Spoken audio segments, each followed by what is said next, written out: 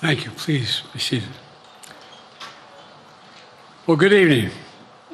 We just concluded this year's NATO summit, and the consensus among the members was it was a great success. It was especially momentous because it represented the 75th year of the most important military defense alliance in the world's history of the world. We should never forget that NATO grew out of the wreckage of World War II, the most destructive war in history. The idea was to create an alliance of free and democratic nations that would commit themselves to a compact of collective defense. Standing together, they knew we'd all be safer. An attack on one would be treated as an attack on all. And it's worked because a would-be aggressor knows if they attack one of us, they'll be attacked by all of us. Sending that message is the best way to deter aggression and prevent wars in the first place. For those who thought NATO's time had passed, they got a rude awakening when Putin invaded Ukraine. Some of the oldest and deepest fears in Europe roared back to life because once again, a murderous madman was on the march.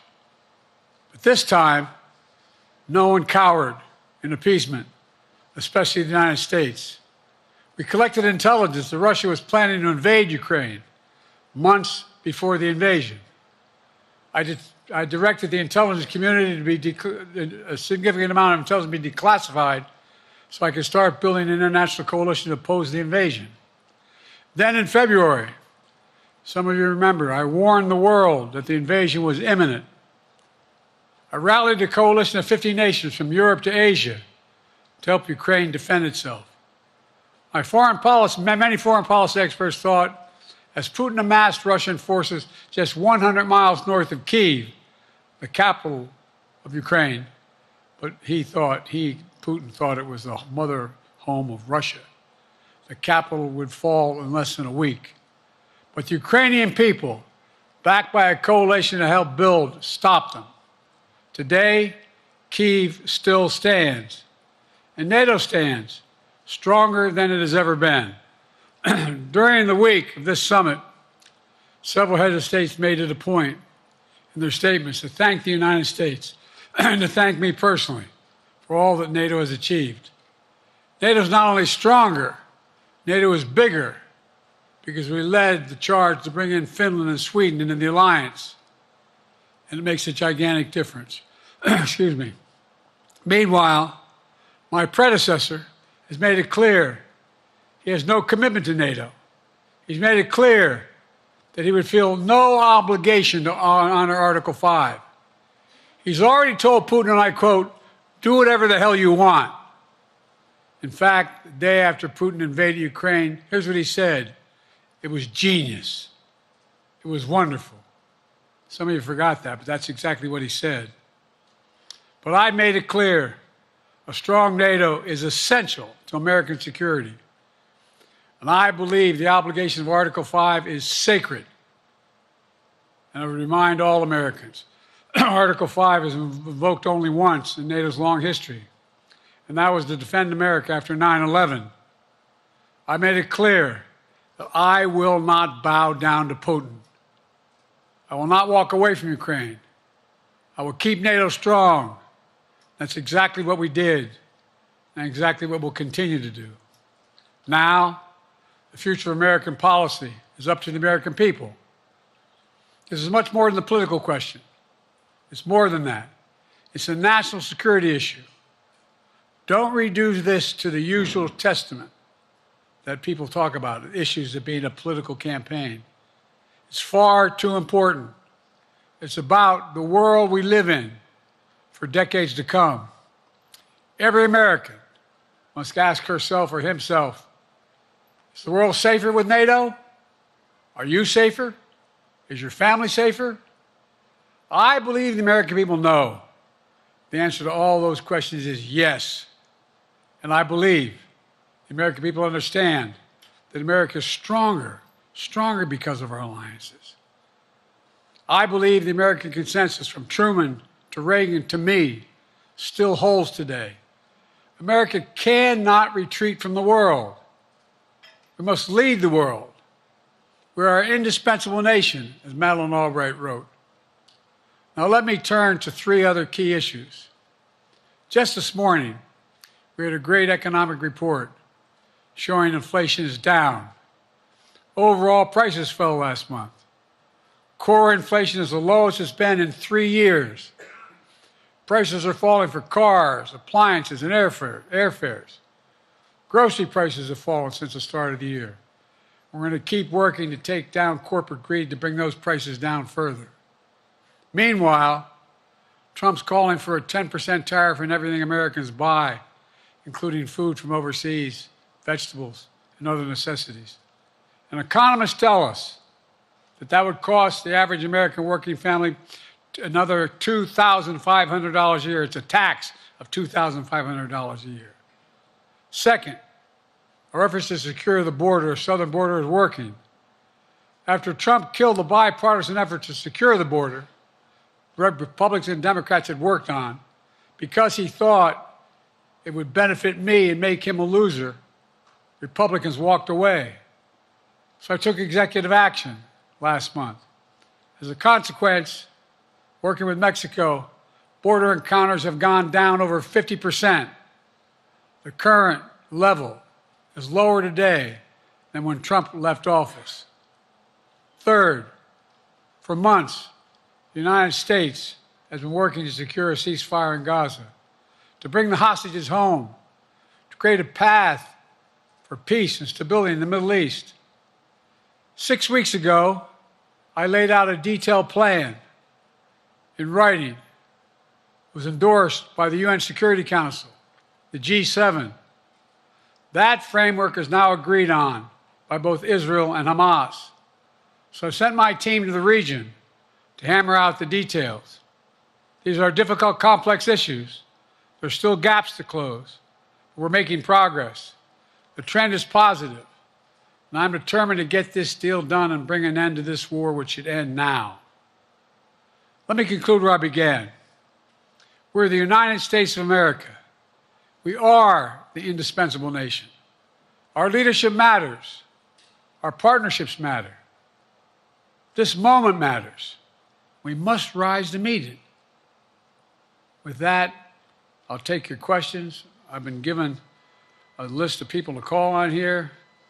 Reuters, Jeff Mason.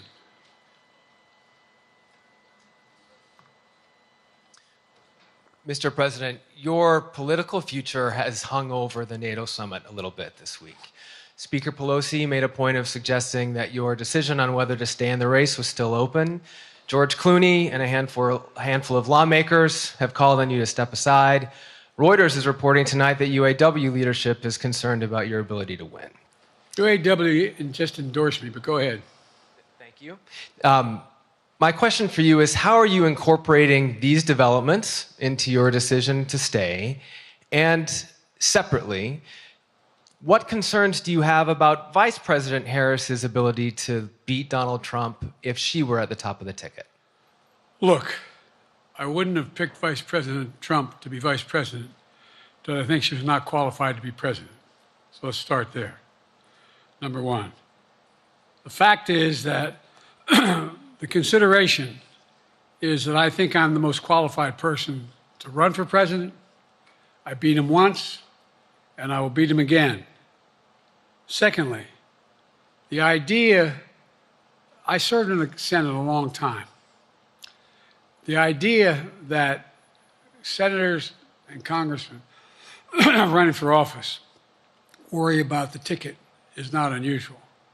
And I might add, there are at least 5 presidents running or incumbent presidents who had lower numbers than I have now, later in the campaign. So there's a long way to go in this campaign. And so I'm just going to keep moving. And because, look, I got more work to do. We've got more work to finish. There's so much, we made so much progress. Think about it. Think about where we are economically relative to the rest of the world. Name me a world leader who wouldn't want to trade places with our economy.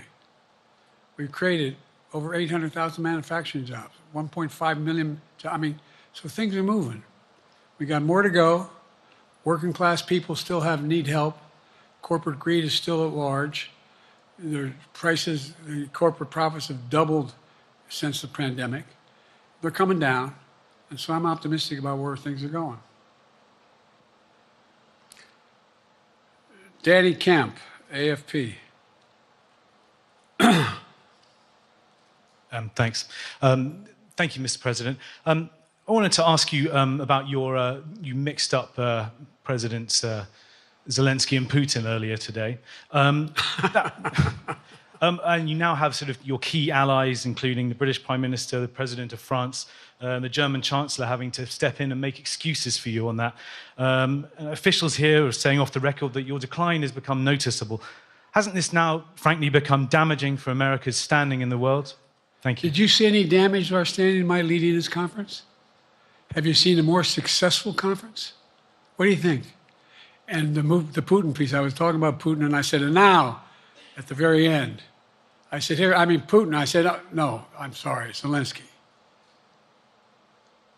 And then I added 5 other names. Look, guys, the idea anybody suggests that we haven't had an incredibly successful conference. How many times did you hear in that conference, I know it sounds too self-serving, but other leaders, heads of state, in thanking me, saying the reason we're together is because of Biden, because Biden did the following. Look, folks, this is,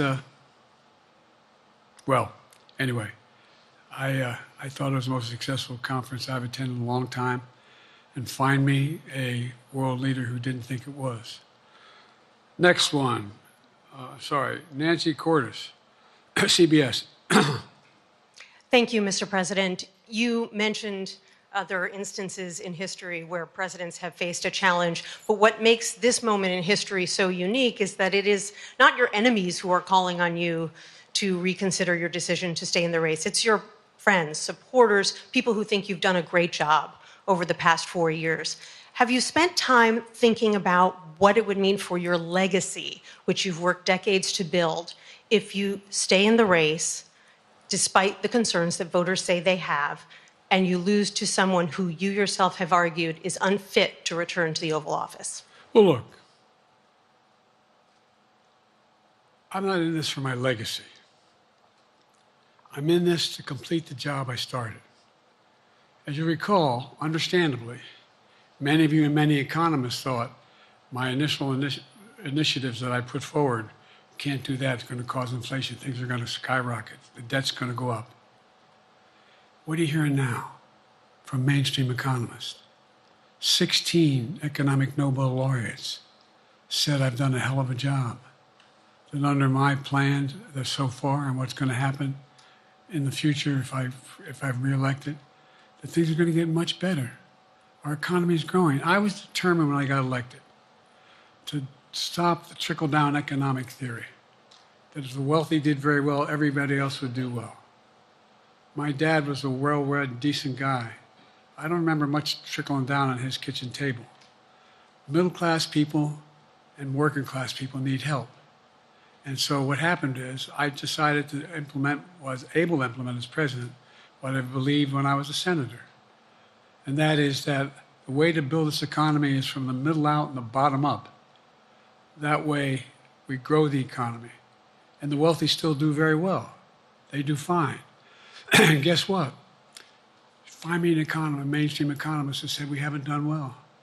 What have we not done that isn't working right now? And so we got more to do, though. We got to finish the job. And by the way, I come from the corporate state of the world. Delaware has more corporations registered in Delaware than every other state in the nation combined. I'm not anti-corporate, but corporate profits have doubled since the pandemic, doubled. It's time things get back in order a little bit.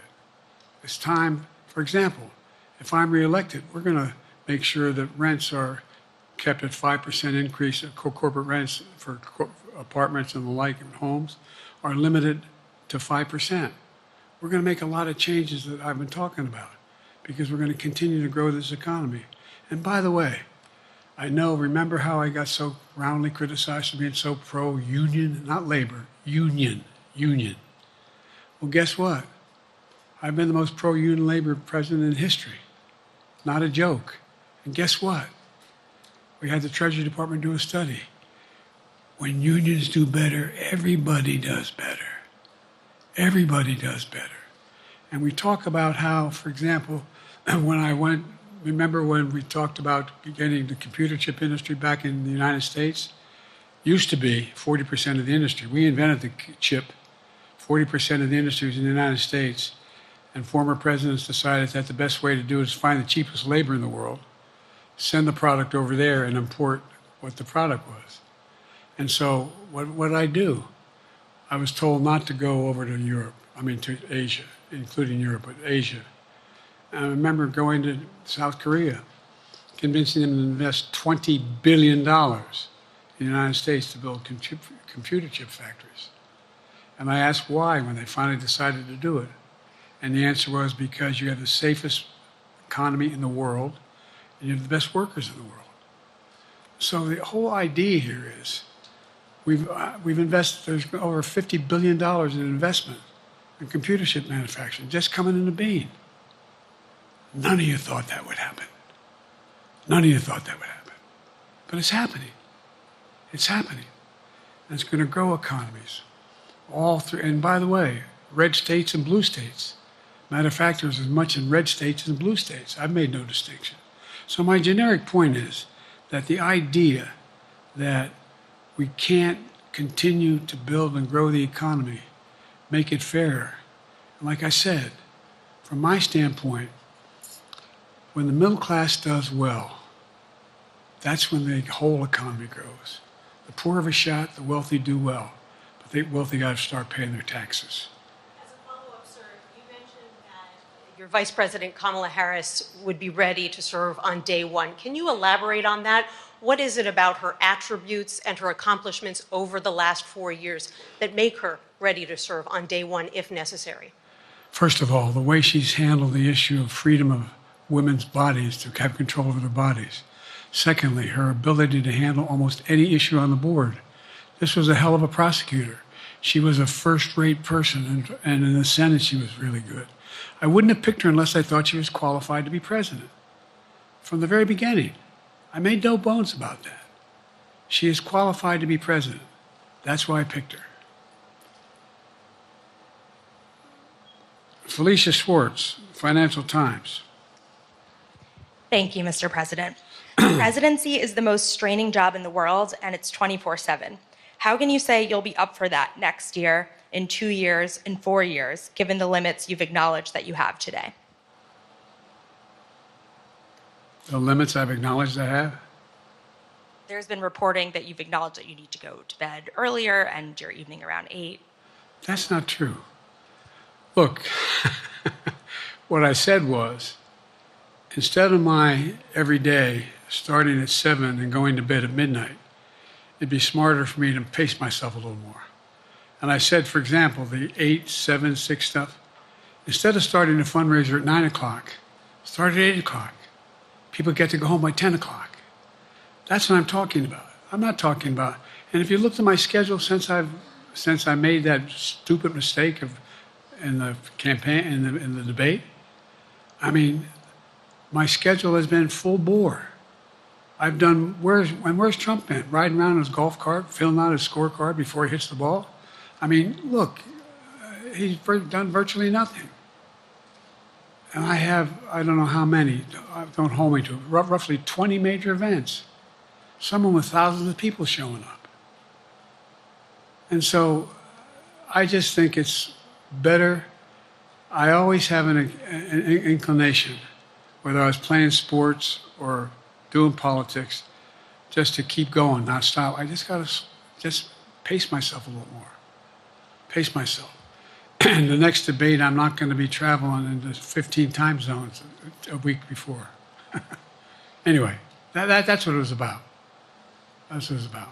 And by the way, even with that, I love my staff, but they add things all the time. At the very end, I'm catching hell from my wife for that. Anyway, I'm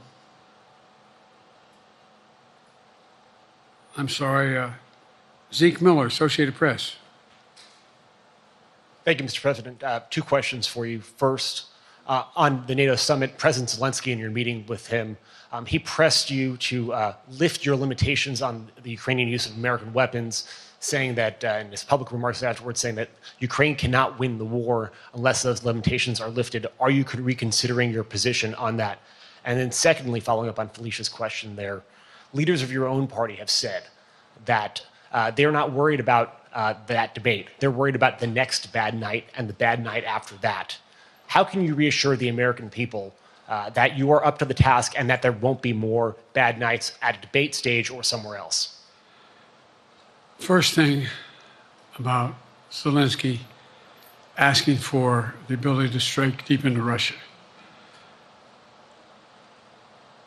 We've allowed Zelensky to use American weapons in the near term, in the near or abroad, into Russia. Whether or not he should be attacked. For example, should Zelensky, he's not. If he had the capacity to strike Moscow, strike the Kremlin, would that make sense? It wouldn't.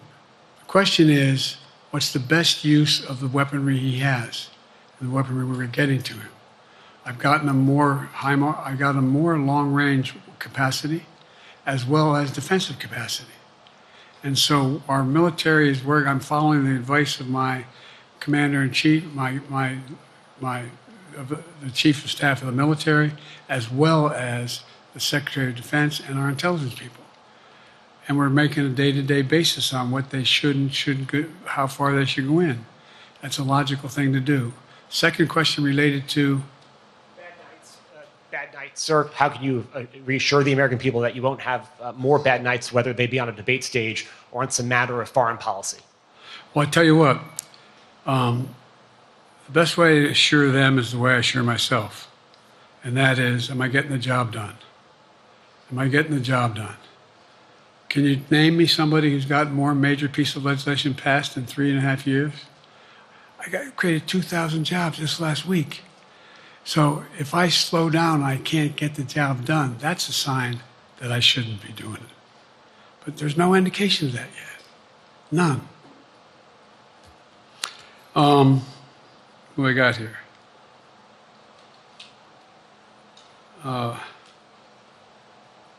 Merrick, Pulaski Radio. Thank you, Mr. President. How are you? I'm well.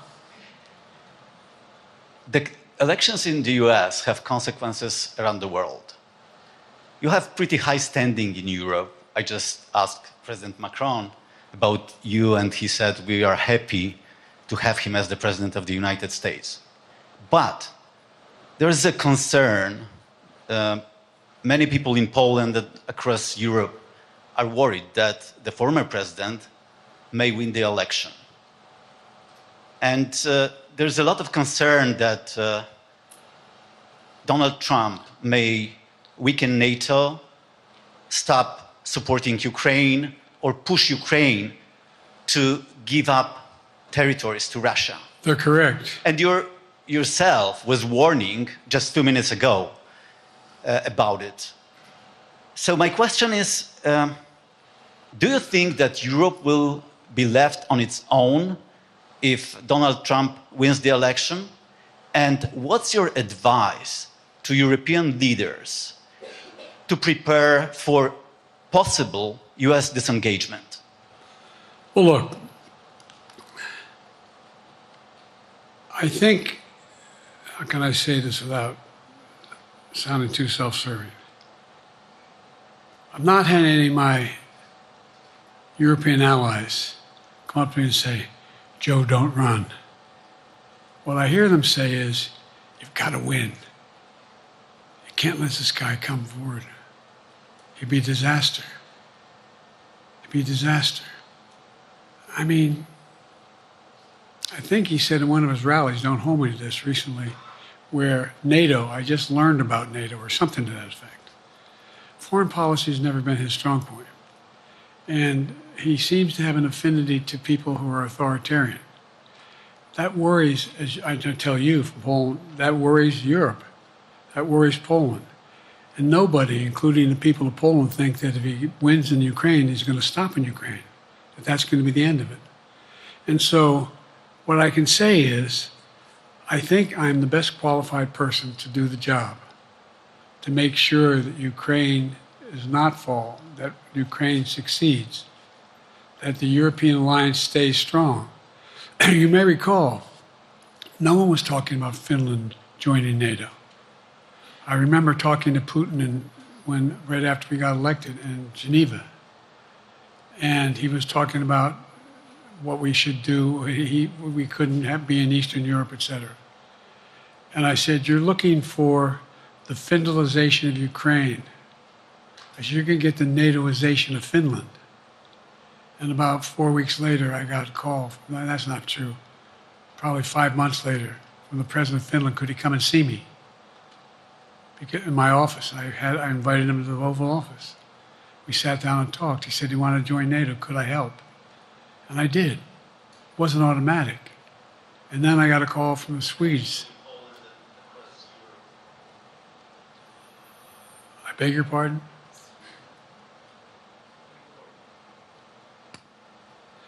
And so Finland joined NATO. 800-mile border is a significant, and they were already allies, but they weren't part of NATO. And you heard, I think you heard, maybe I can't recall whether he said it publicly in our closed meeting, but he wouldn't mind it being repeated. He said, we decided in Finland, the people of Finland decided they had to be part of NATO. It was in our interest because of the joint ability to be together, to dissuade any attack on Finland. And the same thing with Sweden. It took a lot of selling to some folks, particularly in Turkey and other places, to agree to the expansion. But it expanded. And we're a hell of a lot stronger because of it. We're more secure because of it. And by the way, I was able to get 50 other nations, 50, to support Ukraine. 50. We were able to bring about a coalition of Europe and Asia, Japan and South Korea. I just we talked about AUKUS, and we talked about the relationship between Australia, New Zealand, Japan, South Korea, the United States. We're making the world safer and stronger because we have to deal with the new arrangement that exists in the world. The Cold War is over. The post-war era is over. What is going to replace it? And I respectfully suggest I have a pretty good idea what that should be.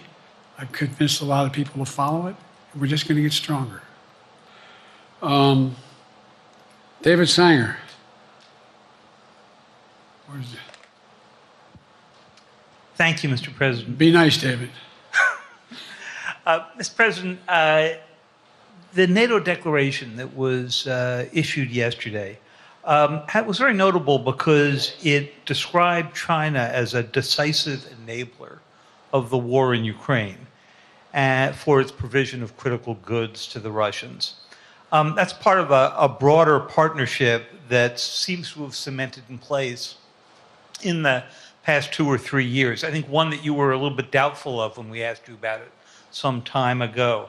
So I'd be interested to know whether you have a strategy now of trying to interrupt the partnership between China and Russia, and whether or not in a second term you would pursue that, if you could describe that strategy to us. And along the way, could you also tell us whether you think, just to follow up on Felicia's question, that if you were in a room with Vladimir Putin again, the way you were 3 years ago, or with President Xi, that a few years from now you will be able to go negotiate with them, handle them one-on-one? Well, the first part of the question is, we discussed and I raised in the NATO summit, and others raised, the future of China's involvement, what they're going to do. What they're doing with Russia in terms of accommodating, facilitating, they're getting access to additional, they're not supplying weapons themselves, they're supplying mechanisms for them to be able to get weapons. And China's position is basically, and I've spent more time with Xi Jinping than any world leader has, over 90 hours since being vice president all the way through, for real. And by the way, I handed all my notes. But my point is that she believes that China is a large enough market that they can entice any country, including European countries, to invest there in return for commitments from Europe to do A, B, C, or D, or not to do certain things. What's happened is we had a long discussion about what we cannot, we have to make clear China has to understand that if they are supplying Russia with information and capacity, along with working with North Korea and others to help Russia in armament, that they're not going to benefit economically as a consequence of that by getting the kind of investment they're looking for. And so, for example, we're in a situation where, and we've reestablished direct contact with China after that, remember the balloon, quote unquote, going down, and all of a sudden things came to an end? Well, we set up a new mechanism. There's a direct line between Xi and me, and our military has direct access to one another, and they contact one another when we have problems. The issue is that we have to make sure that Xi understands there's a price to pay for undercutting both the Pacific Basin as well as Europe, and as it relates to Russia and dealing with Ukraine. And so we, for example, if you want to invest in China, as you know this area really well. If you want to invest in China, you have to have a 51% Chinese owner. You have to make sure that you do by their rules. And you don't have the authority, and you have to provide all access to all the data and information you have. There was a while there, as you recall, the last administration and other administrations, where the access to that market was enticing enough to get companies to come in because they had access to over 1 billion people in a market, not 1 billion, but a lot of people in the market. And so they were doing it. But that got curtailed when we started saying we're going to play by the same rules. For example, the idea they don't abide by the international rules related to subsidizing products by the government funding. So guess what? They're not going to be able to export their electric vehicles to the United States without a significant tariff. Others are doing the same thing around the world. But it is a concern. It is a concern that you have both China, North Korea, Russia, Iran, countries that are not necessarily coordinated in the past, looking to figure out how they can have impact. Interrupt that impact? Yes, I do, but I'm not prepared to talk about the detail of it in public. And I think you'll see that some of our European friends are going to be curtailing their investment in Russia. In China, as long as China continues to have this indirect help to Russia in terms of being able to help their economy as well as help them in, as a consequence of that, their ability to fight in Ukraine. The other thing that we talked a lot about is that, and I raised it, and I didn't hear any. I can't swear that everyone agreed because not everyone got to talk about it, but we need a new industrial policy in the West. For example, we talked about how both the EU as well as NATO has to be able to begin to build their own munition capacity, has to be able to generate their own capacity to provide for weapons and the ability to, it came as a surprise to some of us how we had fallen behind in the West in terms of the ability to construct new material, new weaponry, new everything from vehicles to weapon systems. And so one of the things that came out of this was we're going to be meeting again with a number of my colleagues, my European colleagues, is what do we do to increase the capacity of the West, particularly in Europe and Japan, to be able to generate the kind of ability to produce their own weapon systems. Not just for themselves, but to be able to generate that. It's the same, it's what Russia's trying to figure out. That they went to China and they didn't get the weapons, but then they went to North Korea. But we're going to be in a position where the West is going to become the industrial base for it to be able to, the ability to have all the defensive weapons that we need. That was a discussion as well. Mr. President, I'm not sure you answered on whether you would be ready to go deal with Putin and Xi 2 or 3 years from now. I'm ready to deal with them now and 3 years from now. Look,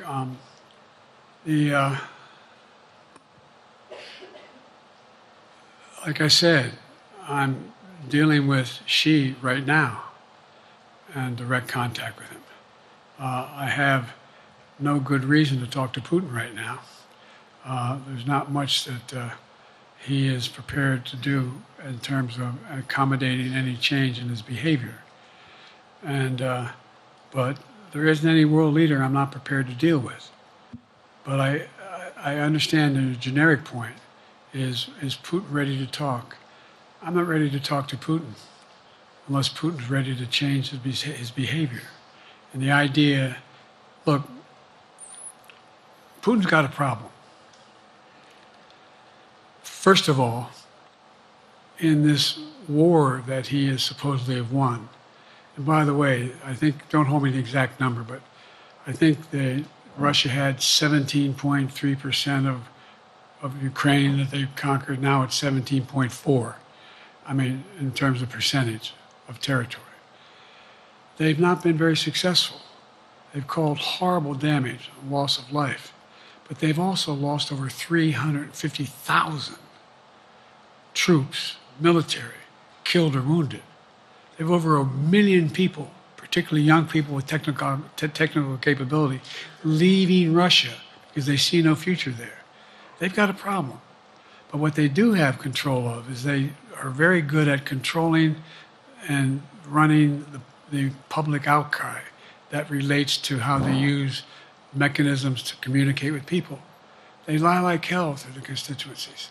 They lie like hell about what's going on. And so the idea that we're going to be able to fundamentally change Russia in the near term is not likely. But one thing for certain, if we allow Russia to succeed in Ukraine, they're not stopping in Ukraine. I recommend, I know you know this because you've written about it, read Putin's speech after they moved in, what it was all about in Kyiv. It wasn't about just, anyway, read what his objective is. And anyway, but so I think that I'm prepared to talk to any leader who wants to talk, including if Putin called me and wanted to talk. Last time I talked to Putin was trying to get him to work on an arms control agreement related to nuclear weapons in space.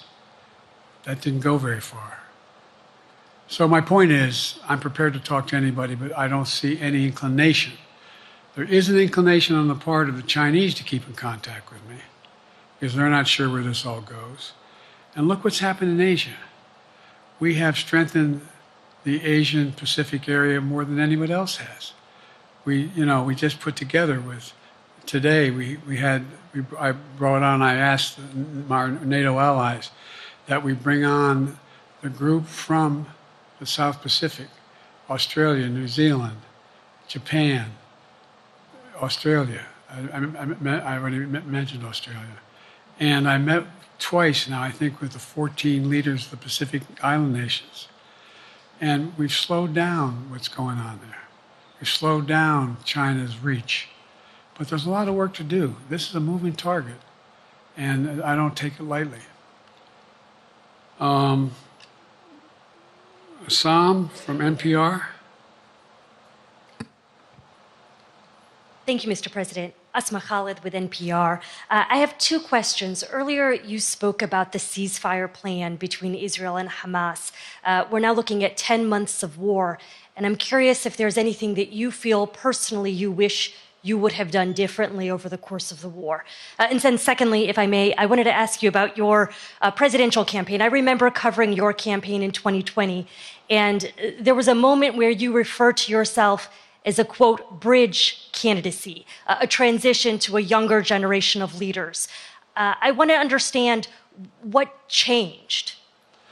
Two things. Let's go back to when you talked about would I have changed anything that's happening with Israel and the Palestinians and the Palestinian movement.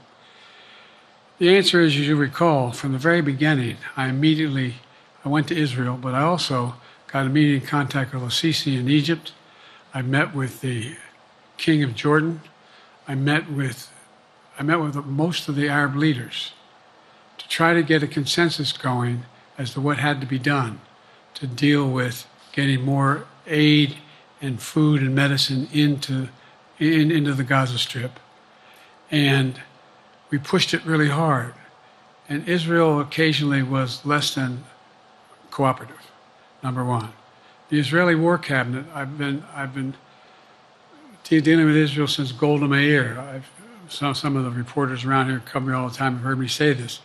The first time I met with Golda Meir, I sat across from her at her desk, and her assistant was Rabin sitting next to me. That's how far back I go. I know Israel well, and I support Israel. But this war cabinet is one of the most conservative war cabinets in the history of Israel. And there's no ultimate answer other than a two-state solution here.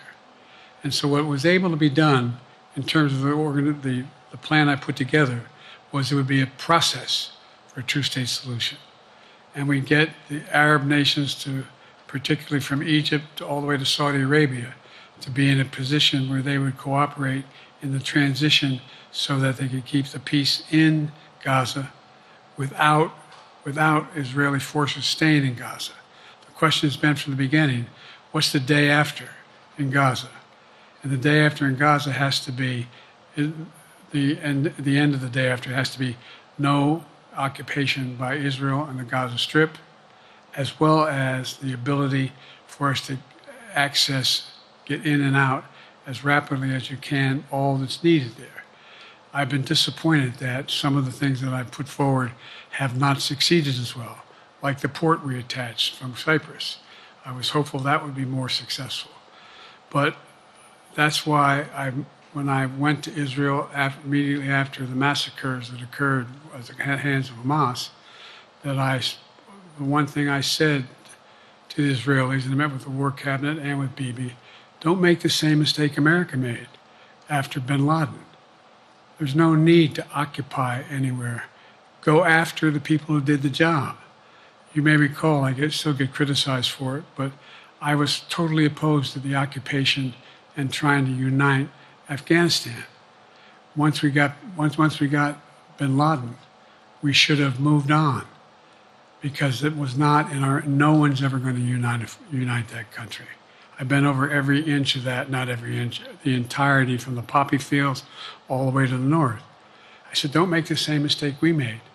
Don't think that's what you should be doing, is doubling down. We'll help you find the bad guys, Sinwar and company. And all this criticism about I wouldn't provide when the weapons they needed. I'm not providing them 2,000-pound bombs.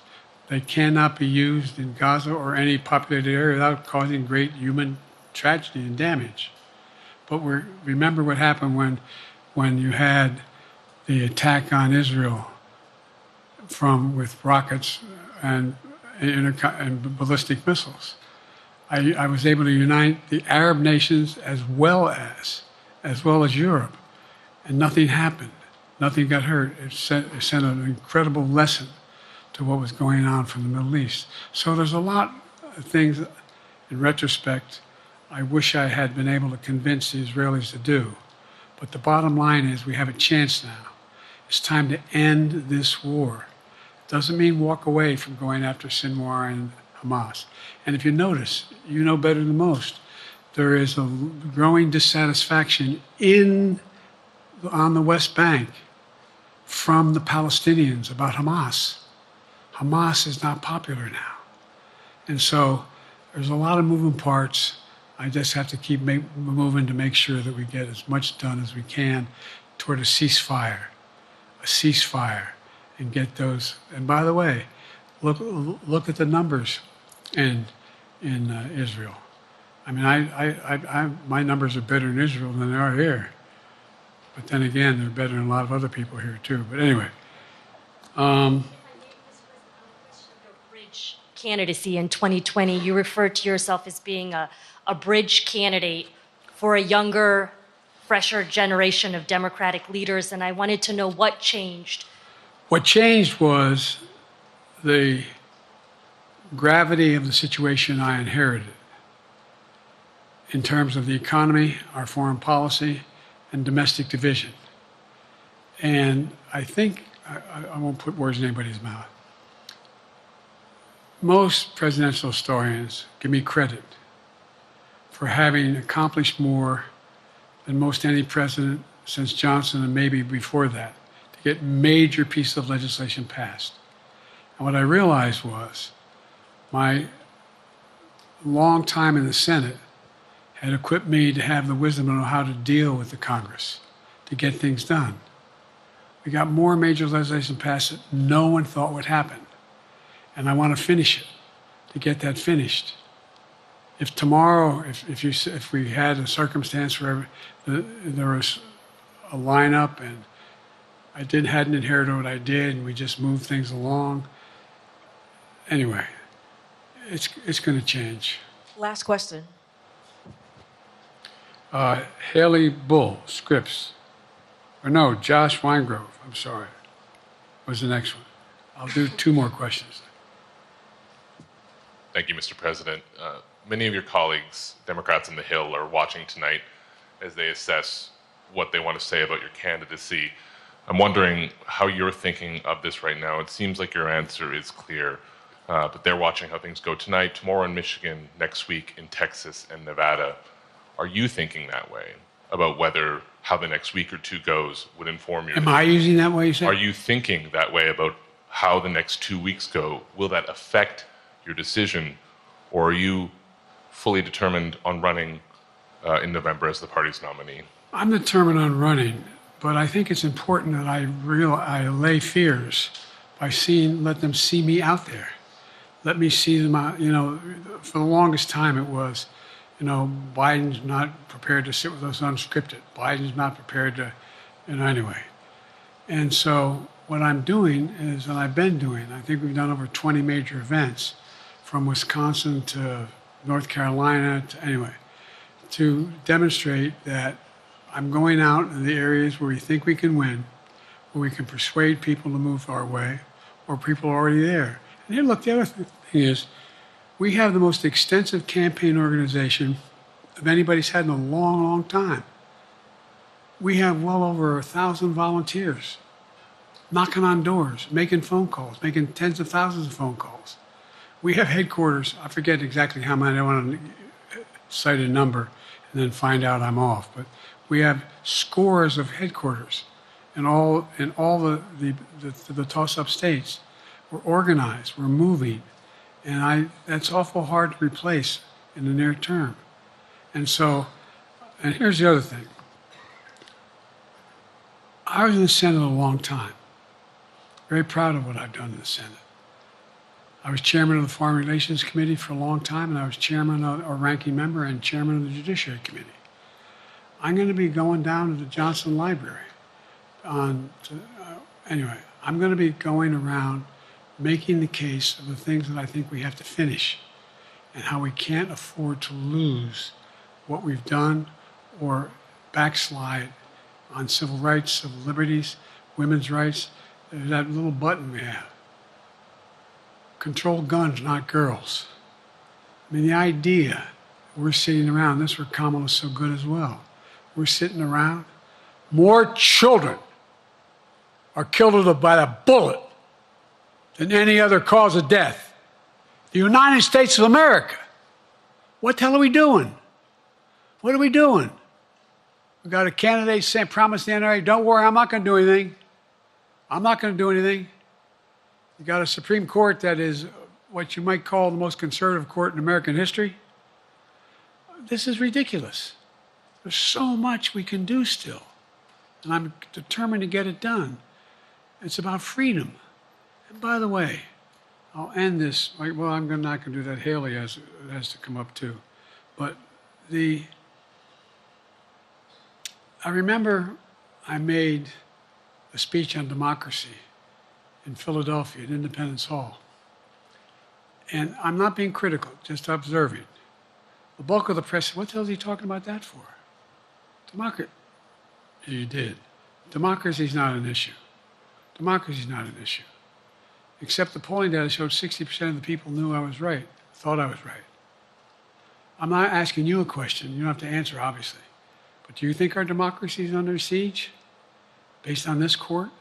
Do you think democracy is under siege based on Project 2025?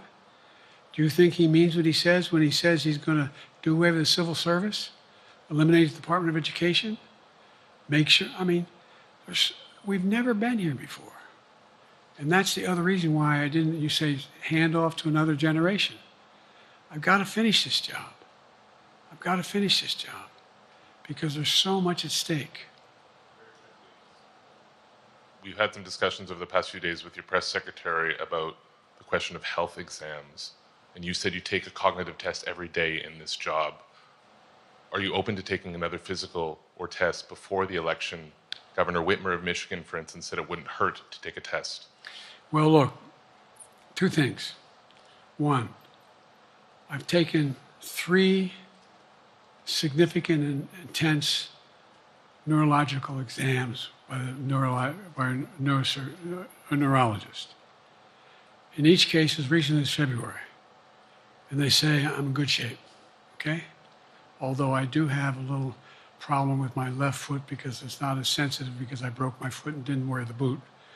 But I'm good. I'm tested every single day about my neurological capacity to do decisions I make every day. You talk to my staff, all of you talk to my staff. Sometimes my staff talks a lot. But the fact of the matter is, I don't think you have them telling you that all the major ideas we've undertaken haven't been in part initiated by me. I remember when the staff and I said, I'm going to go to South Korea, we're going to get the chip. What are you doing? I'm going to get Japan and Korea back together again after essentially having hostilities toward one another since the end of World War II. I'm going to move and see that we can expand it. You know, the only thing age does is help you with it, creates a little bit of wisdom if you pay attention.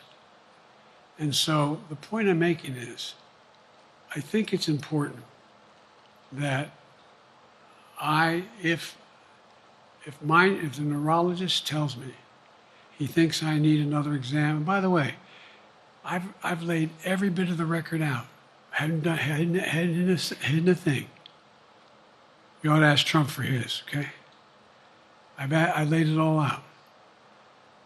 And every single day I'm surrounded by good docs. If they think there's a problem, I promise you, or even if they don't think it's a problem, they think I should have a neurological exam again, I'll do it. But no one's suggesting that to me now. And I'll ask you another question. No matter what I did, no one's going to be satisfied. Did you have 7 docs? Did you have 2?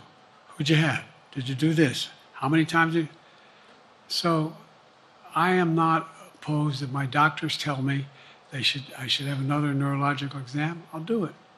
But that's where I am. Haley Bull, Scripps. Thank you, Mr. President. You said you're making decisions on a day-to-day basis when it comes to support for Ukraine. Does that mean you have not closed the door on further considering lifting restrictions for U.S.-made weapons inside Russia? And if I may, your convention is coming up where your delegates are pledged to make you the official nominee. If they have second thoughts, are they free to vote their conscience? Obviously, they're free to do whatever they want, but I get overwhelming support. Overwhelming support. I won, I forget how many votes I won in the primary. Overwhelming. And so tomorrow, if all of a sudden I show up at the convention, everybody says, we want somebody else, that's the democratic process. It's not going to happen.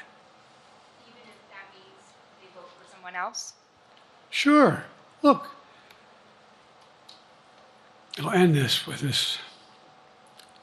I served in the Senate a long time.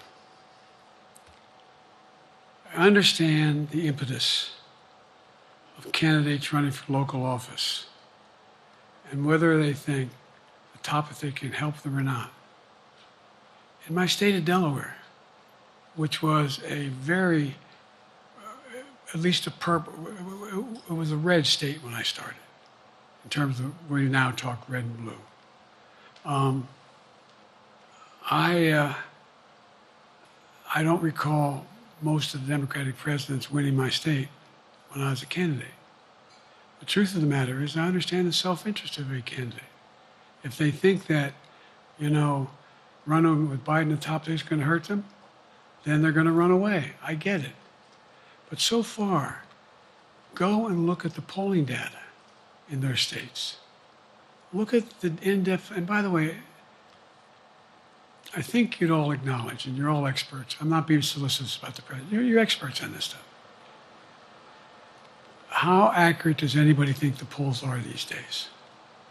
I can give you a series of polls where you have likely voters, me versus Trump, where I win all the time. When the unlikely voters vote, he wins sometimes. The bottom line is all the polling data right now, which I think is premature because the campaign really hasn't even started. I mean, it hadn't started in earnest yet. Most of the time, it doesn't start till after September, after Labor Day. So a lot can happen.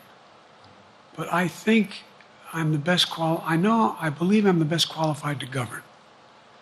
And I think I'm the best qualified to win. But there are other people who could beat Trump too. But it's awful start from scratch.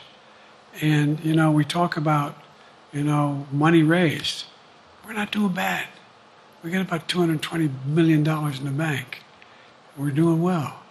So with that, you have want to follow up on any of that you just asked me? Yes. You earlier explained confidence in your vice president. Yes. If your team came back and showed you data that she would fare better against former President Donald Trump, would you reconsider your decision to stay in the race? No, unless they came back and said, there's no way you can win. Me. No one's saying that. No poll says that. Okay. Thank you. This ends tonight's press conference. Thanks, everybody.